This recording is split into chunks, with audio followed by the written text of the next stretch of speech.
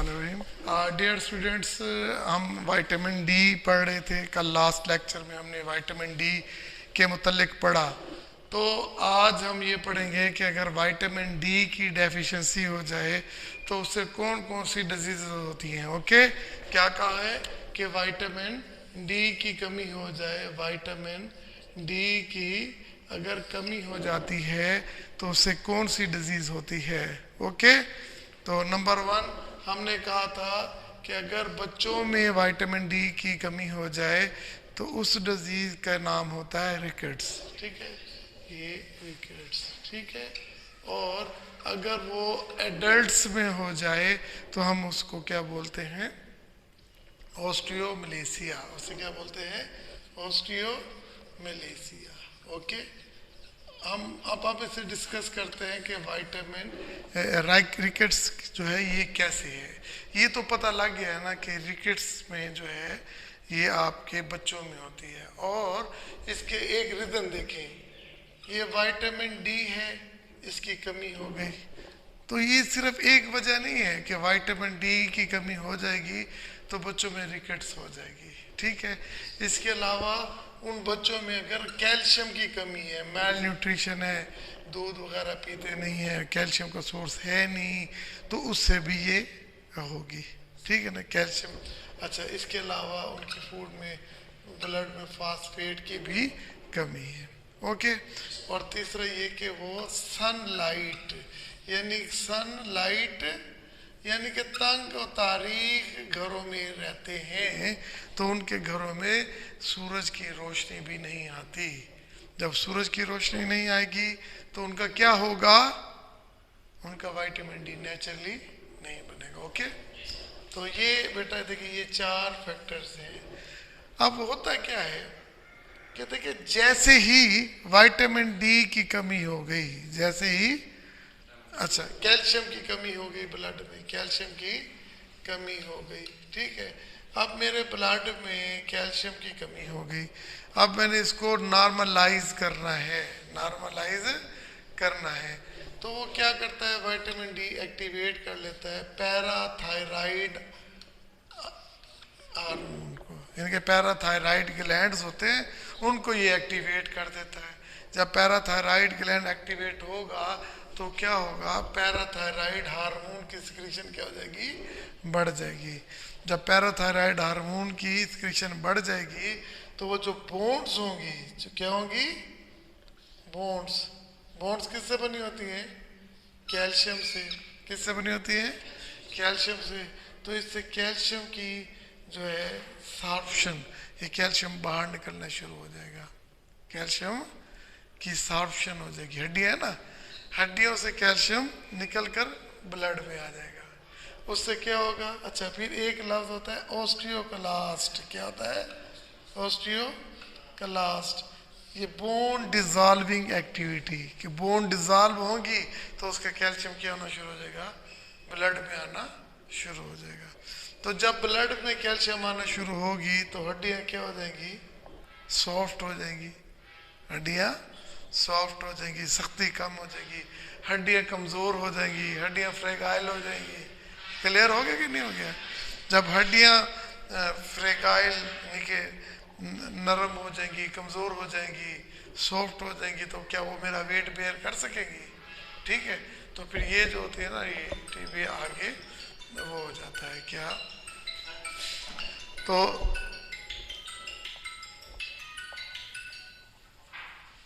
किसका फोन है,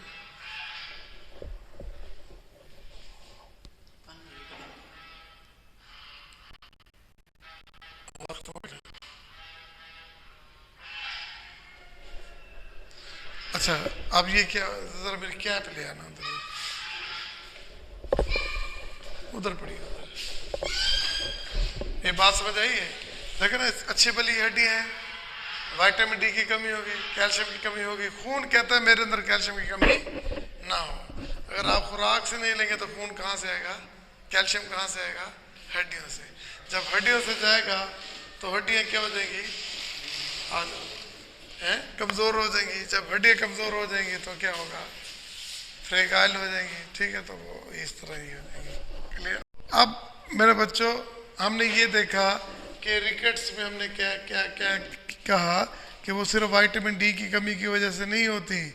अगर हमारी फूड में कैल्शियम की भी कमी हो जाए, फास्फेट भी कम ले रहे हैं और इसके अलावा जो है सनलाइट भी नहीं है, तो सारी सूरतों में ब्लड के अंदर कैल्शियम क्या हो जाएगा, कम हो जाएगा।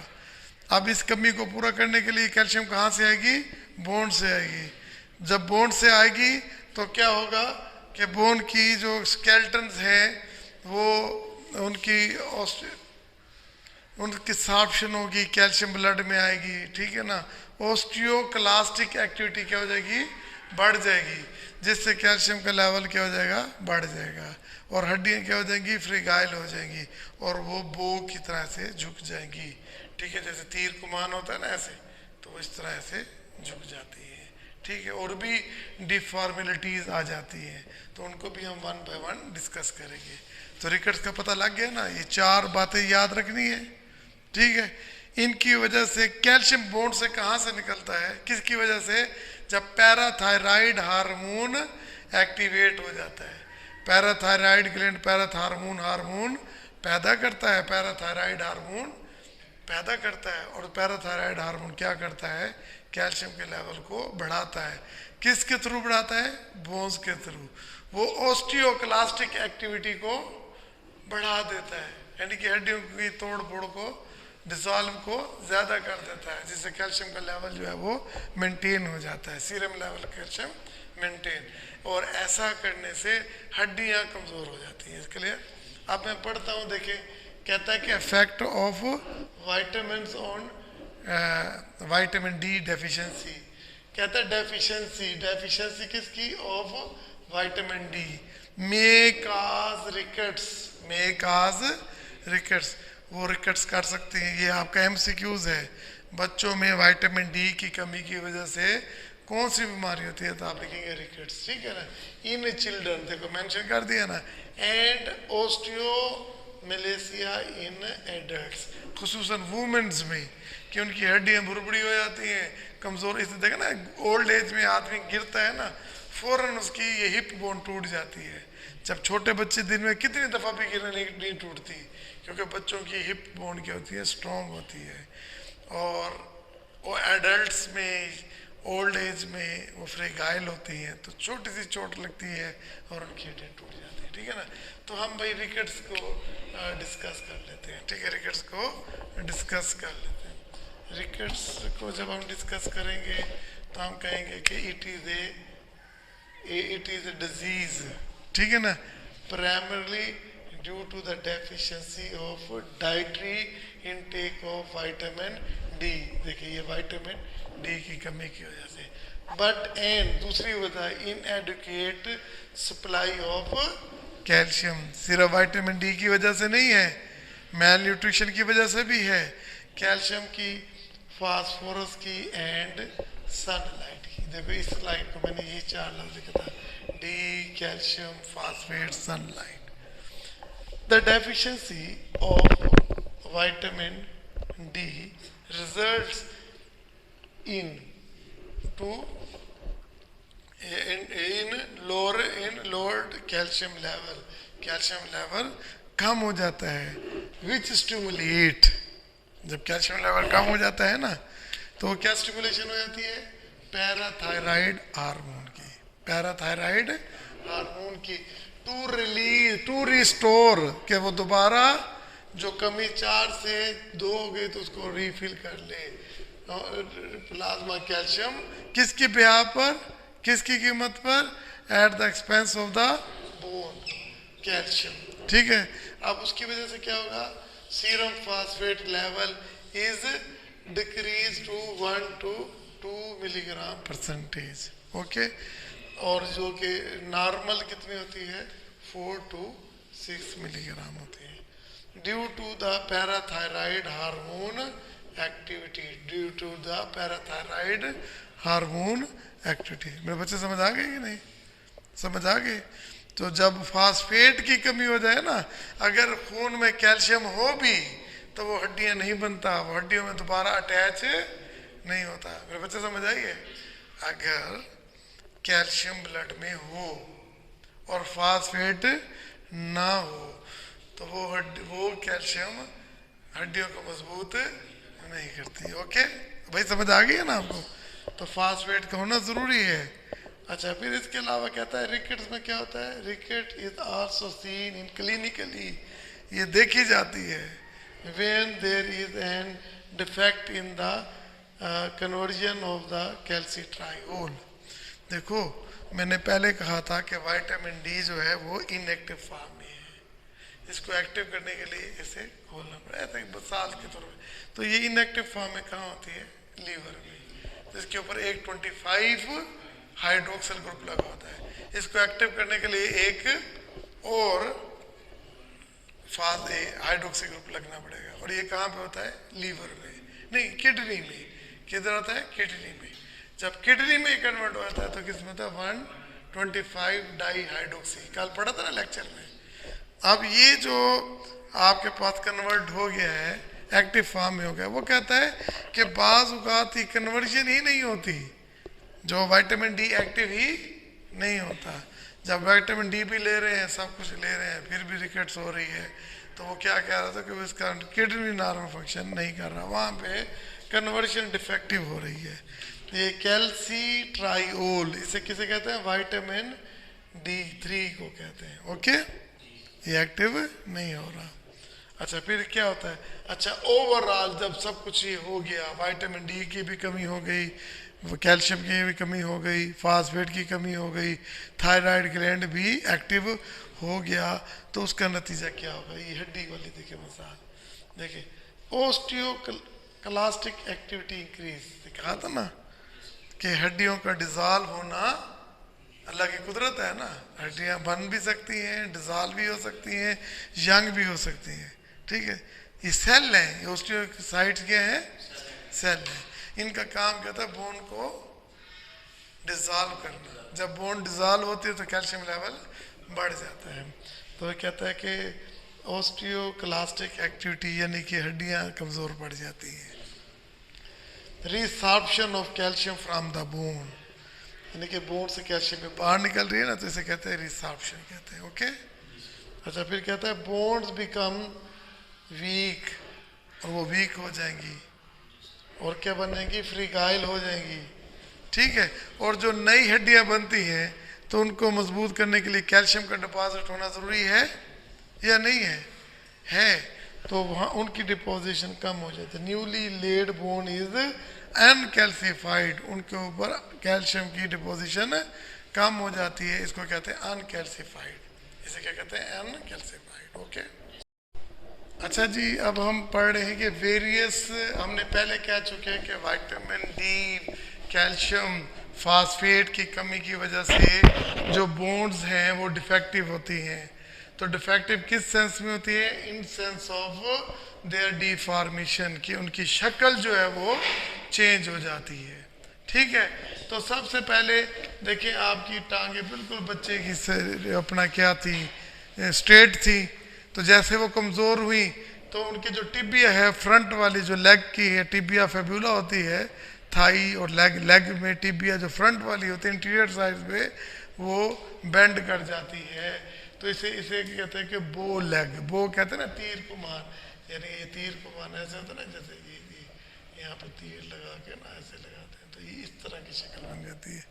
ठीक है, तो टिबिया बेंड्स फॉरवर्ड, टिबिया देखिए पहले यूं था, फॉरवर्ड हो गई। अब रिकेटेड रोज रहे कि इसमें नोड्यूल्स डेवलप हो जाते हैं एट द कॉस्टोइडल जंक्शन। जो ये देखिए, ये एक है बोन और ये दूसरी बोन है, इनके दरमियान जो होता है नोड्यूल्स बन जाते हैं। जो रिस्ट में, रिस्ट ये है, एंकल में और नी में। ठीक है, रिस्ट, एंकल, नी जॉइंट में जो बोन्स के एंड होते हैं तो वहाँ पे ये नोड्यूल्स डेवलप हो जाते हैं। क्लियर? तो फिर देखिए ये की फोसिस है, की फोसिस का मतलब होता है कि ये स्पाइन जो होता है ना, ये बैकवर्ड यानी कि पीछे की तरफ कुब निकल आता है, बैकवर्ड प्रोट्रूड स्पाइन। ओके, जो स्पाइन होता है, जो स्पाइनल कार्ड, ये पीछे की तरफ झुक जाता है, इनको की फोसिस कहते हैं। फिर देखिए ये एस्कोलोसिस है।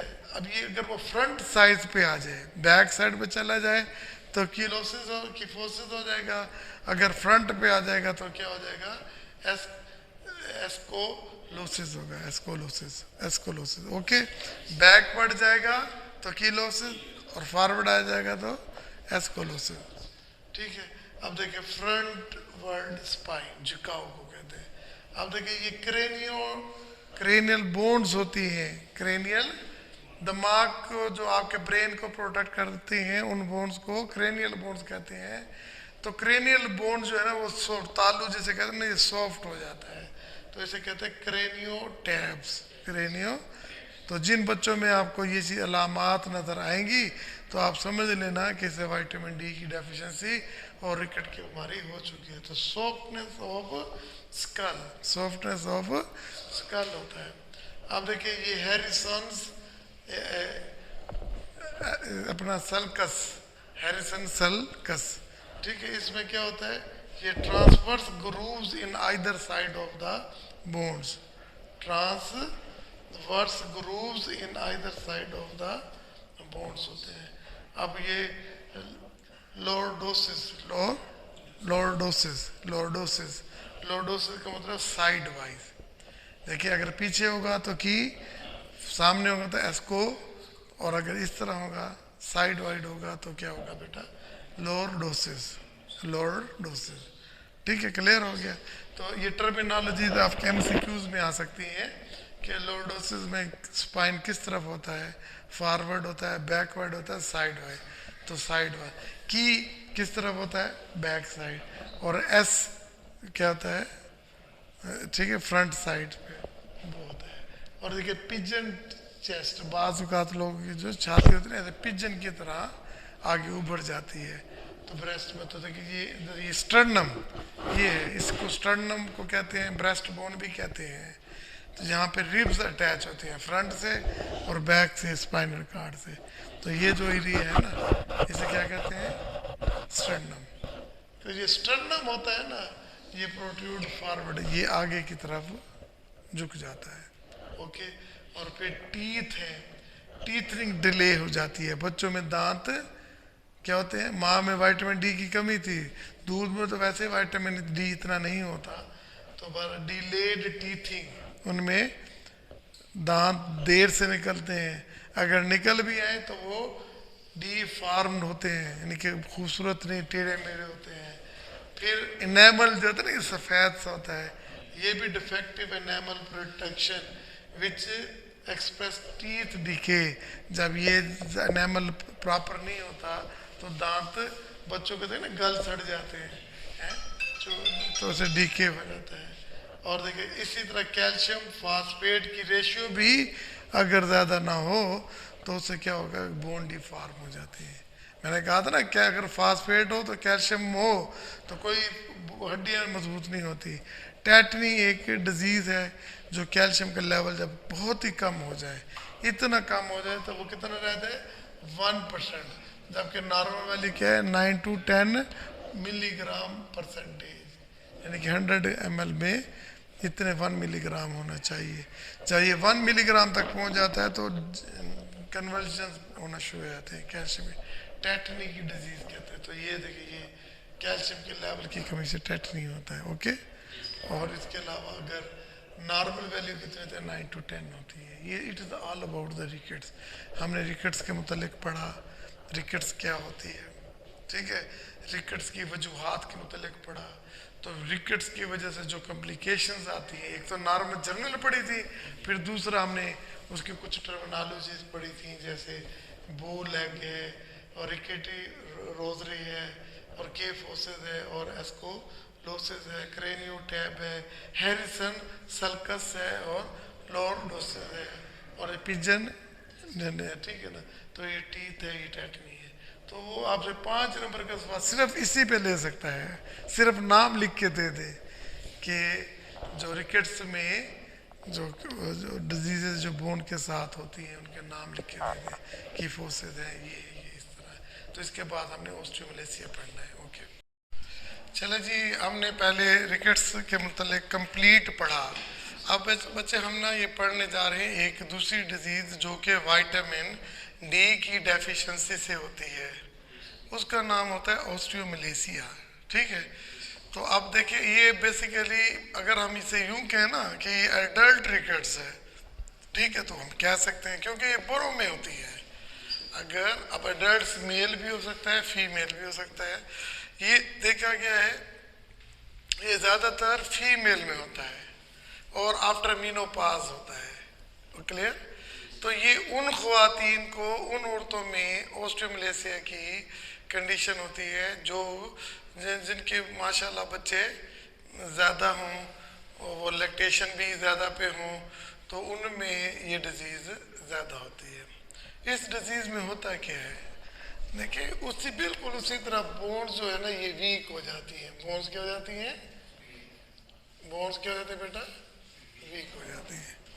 ठीक है, अच्छा, अब जब ये वीक हो जाएंगी तो उसमें क्या होगा, फ्रेगाइल हो जाएंगी। जब ये गिरेंगी तो फौरन की हड्डी टूटने के चांसेस जो हैं वो मैक्सिमम हो जाते हैं। इनके जो मसल्स होते हैं ना, हैं, इनके मसल पेन रहता है, मस्कुलर पेन रहता है। ठीक है, तो इस तरह की बिल्कुल वही है। अगर एक्सरे से इनका हम एक्सरे लें तो हमें पता लगता है कि ये लेस डेंस होते हैं, लेस डेंस होते हैं, इनके अंदर गैप मौजूद होता है। आपके पास प्रेगनेंसी, मैंने कहा लैक्टेशन में इनको कमी ज़्यादा हो जाती है। फिर एक्सरेज में जब दिखाया गया तो एक्सरेज में ये देखा गया कि इनकी बोन्स जो होती है ना वो लेस डेंस होती है। ठीक है, इनमें जो है ना कैल्शियम की मोबिलाइजेशन कम होती है, ठीक है, देन द इनऑर्गेनिक फास्फोरस की मोबिलाइजेशन से। ओके, फिर कहता है जब जब ये चीज़ें हो जाएंगी, मोबिलाइजेशन ऑफ कैल्शियम होगी, लेस डेंस होंगे, तो फिर क्या होगी, बोन्स आर सॉफ्ट, वो नरम हो जाती है, and weak and easily to get fracture, और आसानी से उनको फ्रैक्चर हो जाता है। कहता है बोइंग ऑफ लेग्स, उसी तरह जैसे वो लेग्स है इनमें भी ज़्यादा होती है। Bending of the lower leg bones, क्योंकि लोअर जो लेग्स हैं, अपर लिम्स हैं, लोअर लिम्स हैं, तो लोअर लेग्स में क्या होता है कि वहाँ पे वो वेट को बेयर नहीं कर पाती और वो बेंड हो जाती हैं। Loser zone in the characteristics radiographic feature, जब हम इनके एक्सरे लेते हैं तो ये क्या होता है कि लूजर जोन, यानी कि लूजर जोन है। फिर चौथा क्या, मस्कुलर वीकनेस होती है। Patient will find difficulties in climbing the stair, कि वो इतना मसल कमज़ोर होते हैं कि वो सीढ़ियाँ नहीं चढ़ सकती ना ही उतर सकती हैं। Getting out of the chair, और कुर्सी पे बैठी हो तो आराम से उठ नहीं सकती। और spontaneous fracture of the collapse of vertebra are common, खुद ब खुद उनके जो वर्टिब्रा के कॉलम है ना वो कोलैप्स हो जाते हैं। मेरे बच्चे समझ आइए कि मोरे अपनी जगह पे हिल जाते हैं, शदीद पेन होता है। और देखिए ये क्या है, टेटनी में भी मैनिफेस्टेड बाय द, उनका ट्विच भी हो जाता है। टेटनी होते ही यही है कि जी उनको दौरा पड़ जाता है, उसके मसल जो है ट्विच हो जाते हैं। तो ये जनरल उसने करैक्टरिस्टिक्स बताए हैं ऑस्टियोमलेसिया के। ठीक है, क्या कोई लफ्ज़ों में कहेगा कि ऑस्टियोमलेसिया क्या है, औरतों में होता है, किन में, जो बड़ी होती हैं, जो पुअर होती हैं। होता क्या है कि इनके अंदर हड्डियाँ सॉफ्ट वीक हो जाती हैं, ईजिली आप स्टेयर नहीं चढ़ सकती, कम नहीं हो सकती, लूजर जोन बन जाते हैं, मसल वीक हो जाते हैं, और इनके अंदर जो बोन्स लेग के हैं वो बो हो जाते हैं। ठीक है ना, शेप हो जाते हैं। और इसके अलावा टेटनी के भी इनके अंदर के असरात होते हैं। ठीक है जी, ये इसके डेफिशिएंसी ऑफ विटामिन डी से दो रिकेट्स और ऑस्टियोमलेसिया पढ़े। अब हम इसके पढ़ेंगे ओवरडोज देंगे तो उसके साइड इफेक्ट क्या होते हैं। देखिए जी, मैंने पहले कहा था, अब लास्ट जो टॉपिक है फार्मेसी टेक्नीशियन में, किसी इस पे भी सवाल पूरा 5 नंबर का आ सकता है कि right A note on toxicity of the vitamin D. तो इसका मतलब क्या होता है कि विटामिन डी क्योंकि एक फैट सॉल्युबल विटामिन है, अगर वाटर सॉल्युबल होते तो ज़्यादा लेते तो वो एक्सक्रीट आउट हो जाते, लेकिन ये क्या फैट सॉल्युबल है तो इसके साइड इफ़ेक्ट ज़्यादा होते हैं। तो अब वो ये कहना चाहता है कि अगर आपने विटामिन डी ज़्यादा ले ली है तो उसके साइड इफ़ेक्ट क्या होंगे? यार यही होंगे ना, कैल्शियम ज़्यादा हो जाएगा, यही होगा। जब कैल्शियम ज़्यादा हो जाएगा तो क्या हो जाएगा? नादिया, वोमिटिंग, ये कंडीशन होगी। स्टोन फॉर्मेशन हो जाएंगी। क्या हो जाएगी भाई? कैल्शियम के स्टोन्स होते हैं ना, तो स्टोन फॉर्मेशन ज़्यादा हो जाएंगी। और क्या हो जाएगा जी? उसमें प्यास ज़्यादा लगने लग जाएगी और भूख ख़त्म हो जाएगी। ठीक है ना? तो ये इसके हैं, नादिया, वोमिटिंग, एनोरेक्सिया, भूख का ख़त्म हो जाना है, डिस्पेप्सिया, प्यास का ज़्यादा लगना, ये जीआईटी का डिस्टर्ब हो जाना। तो ये नादिया, वोमिटिंग, ये भी तो जीआईटी डिस्टर्बेंस है ना। जीआईटी का मतलब क्या होता है?